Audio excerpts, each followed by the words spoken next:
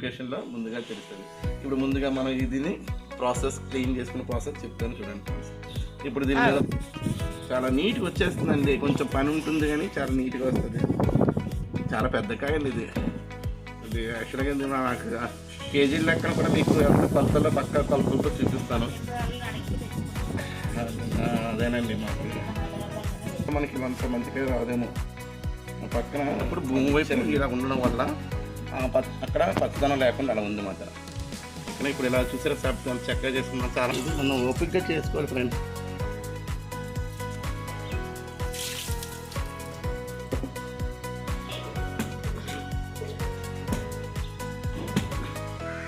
Friends సరే ఎంత కష్టంగా ఉందో నేను ఇలా బాగా ముదిరించుకాయ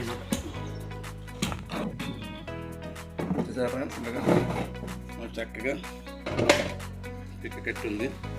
ఈ పిక్కలతో కూడా మనం చేసుకోవచ్చు ఫ్రెండ్స్. అంతా మీరు ఏం తీయక్కలేదు, వేస్ట్ అంటూ ఉండదు. ఇందులో అన్ని ఐటమ్స్ ఉంటాయి.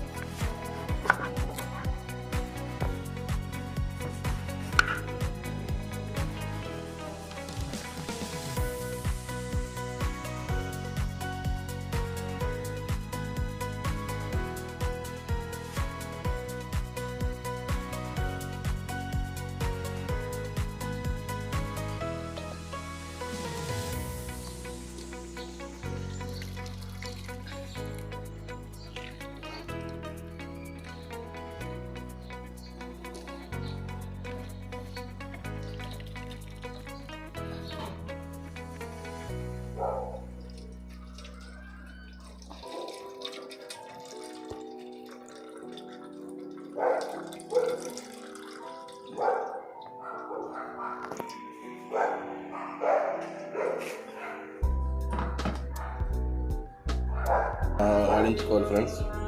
చూసారా ఇది ఈ క్వాంటిటీ సరిపోతుంది. మనం చేసుకున్న వాటికి ఈ మాత్రం అయితే సరిపోతుంది.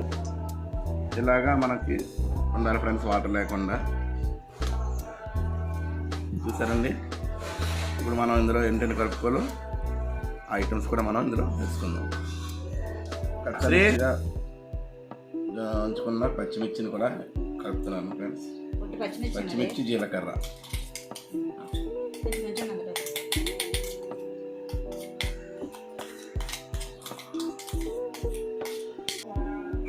ఇలాగా మనం పచ్చిమిర్చి జీలకర్ర ఉప్పు పసుపు కూడా మీకు వీడియోలో చెప్పండి. అది కూడా వేసి కలుపుతున్నాం. కొంచెం వేసుకోండి పసుపు.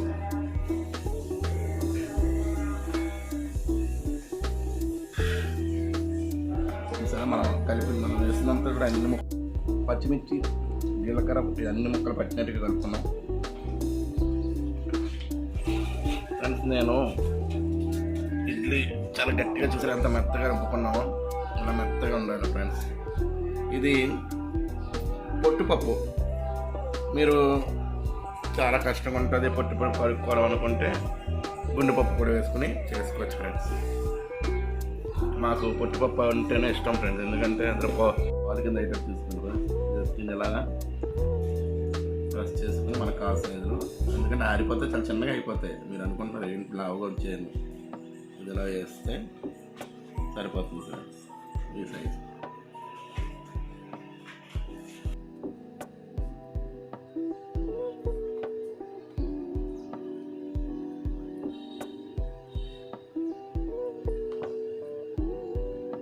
ఆరిపోతే ఫ్రెండ్స్ సన్నగా అయిపోతుంది, చాలా తేలిక అయిపోతుంది.